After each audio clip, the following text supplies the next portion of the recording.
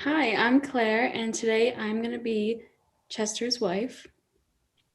I'm Emily and I'm the narrator.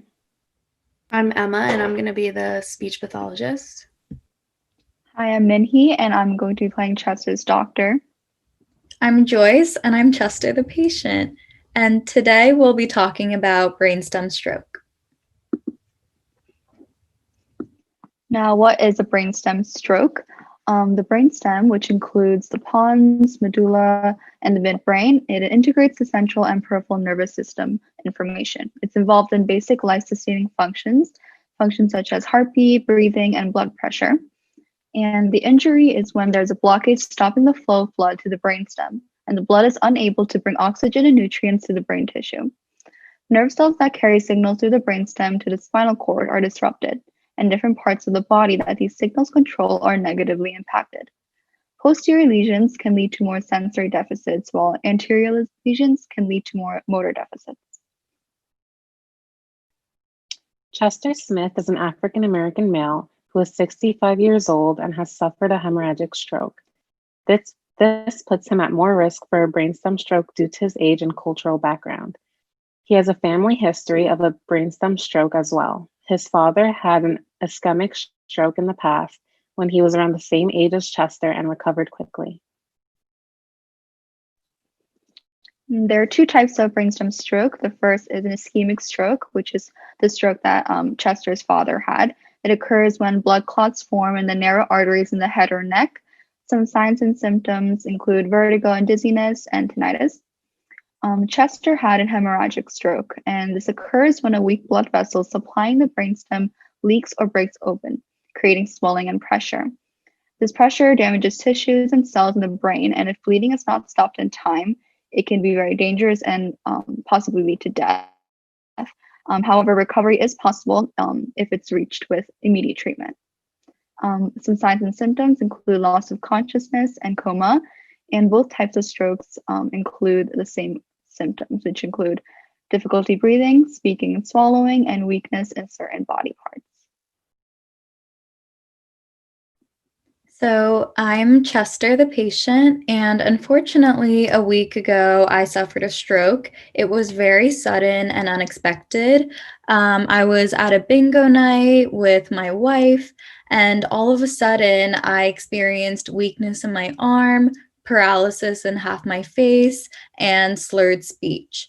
Thankfully, my wife was a nurse and she noticed these signs of a stroke right away. And she called 911, and I was rushed to the nearest hospital and was able to manage the hemorrhage in time. So I didn't have as severe consequences as there could have been if I didn't make it there on time. And just some more information about myself.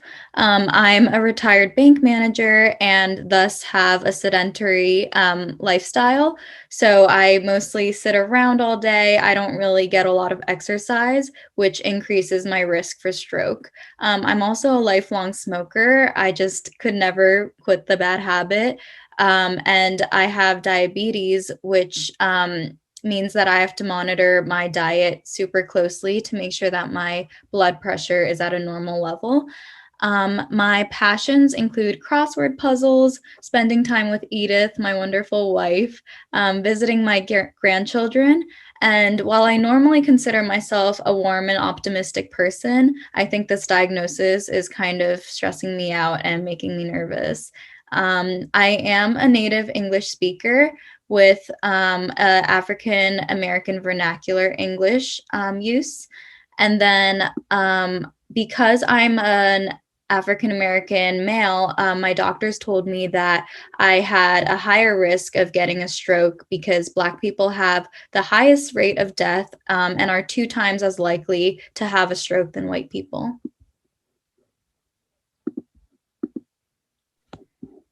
Chester is currently in the hospital receiving medical treatment.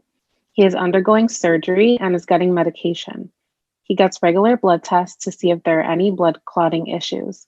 Images of his brain are being taken regularly, such as CT scans, angiograms, which assess blood vessels, and MRI scans. The area where the hemorrhage took place is being monitored closely.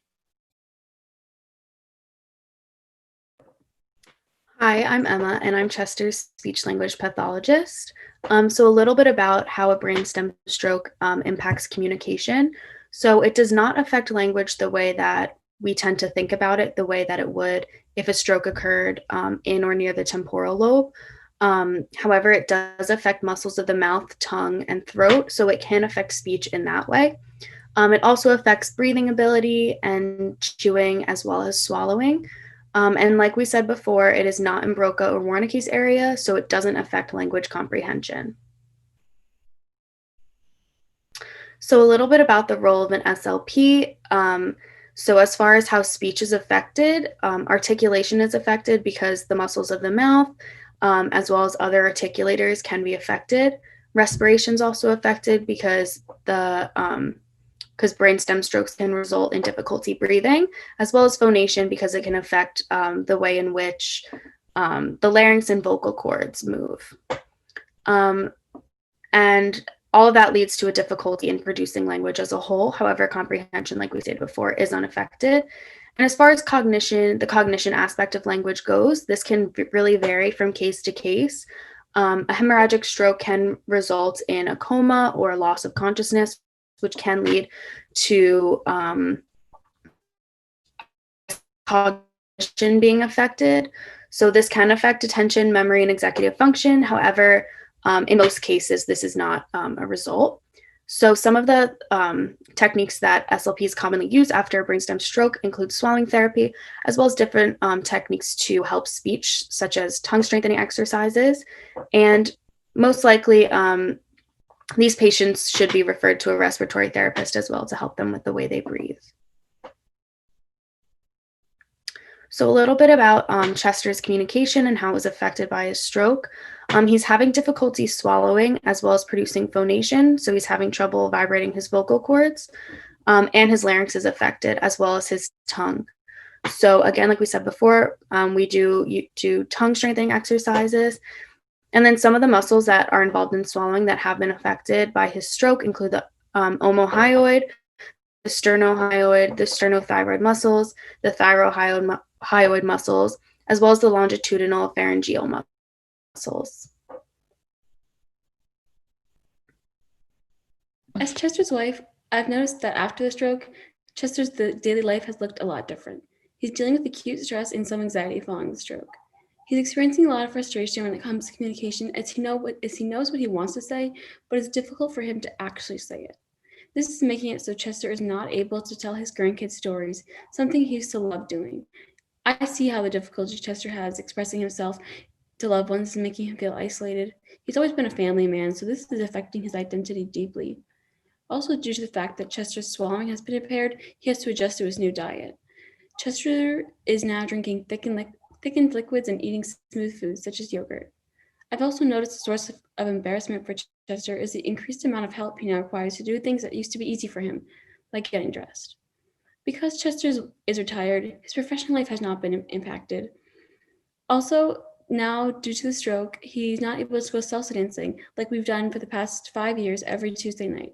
This is something that Chester doesn't seem too bummed about.